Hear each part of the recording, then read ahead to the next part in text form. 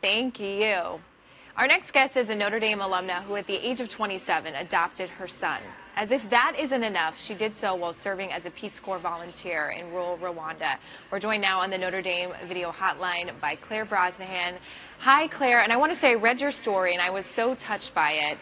For everybody watching, though, let's begin at the beginning here for you and as it relates to adopting your son. But it started all with your involvement in the Peace Corps. Why did you join?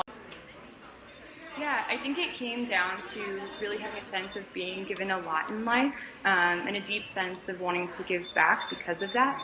So making sure that everyone lives a life of dignity, no matter what situation they're born into or what country they're born into. You know, I've never worried about having a roof over my head or where my next meal would come from or having to forgo medical care because I couldn't afford it. I got a college education, a Notre Dame college education nonetheless, and I was really motivated by the sense of to whom much is given, much is expected, wanting to give back because of that. What a beautiful message. And your trip took an unexpected turn when you met a little boy named Francois. Can you tell us about that?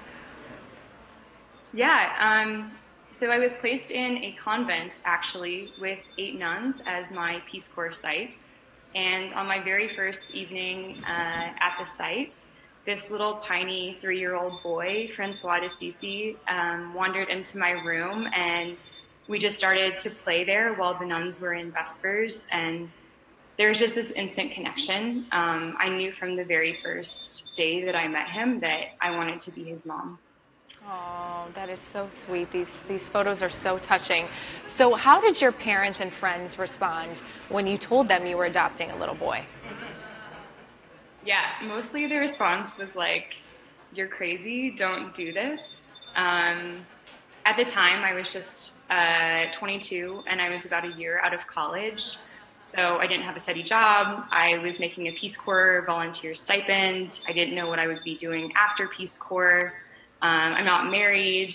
I was 1,000 miles away from my family. There were kind of a million good reasons why I shouldn't do it, which a lot of people made pretty clear.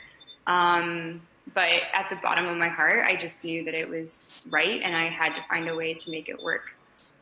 And you faced a few obstacles while adopting Francois. He had some health issues. You also had some legal obstacles. How did you overcome those challenges?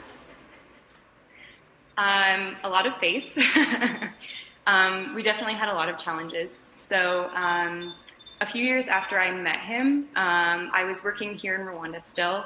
After my service, I got a job with an international development organization.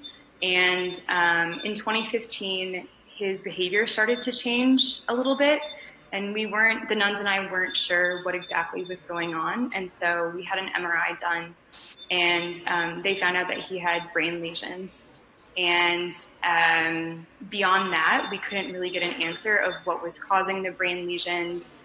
There's only a handful of neurologists here in Rwanda. And we got a really big range of diagnoses from rare diseases to leukemia to having a congenital brain defect and a really wide range of prognoses as well. So one doctor told me that he had only months to live and others said that he would live a normal life. The Rwandan hospitals didn't have the tests that we would need to see what the actual diagnosis was, like what was causing the brain lesions.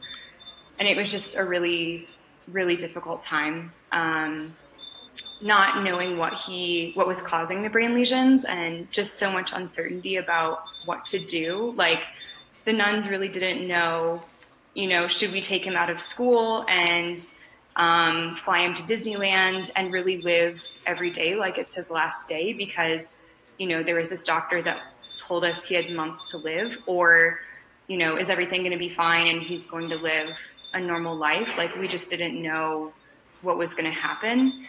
So we made a decision to fly him to Nairobi, Kenya, where they have more medical options there. And they had the tests that we would need to determine what the actual diagnosis was. We located a pediatric neurologist who is amazing in Kenya, and we discovered that his brain lesions were caused by parasites, which was really treatable. So after a few months of medication, the treatment was successful. And then it was during that time that I really pursued the adoption. So I worked with a lawyer here in Rwanda to start the adoption process. And it's quite difficult in Rwanda to be a foreigner who adopts a Rwandan child.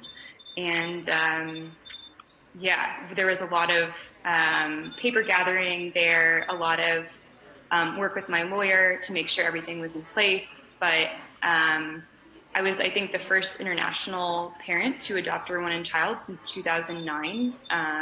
Just the legal challenges were quite difficult. But then in 2016, we went to a court here in Rwanda with my lawyer, and it was successful, and we became a family. So, all those struggles with the medical issues and the long adoption process all paid off, and we're living here in Rwanda still together as a family today, coming up on our 2 years as a family. Claire, so happy he is safe and sound with you. We wish you and Francois all the best. Thank you so much for joining us today.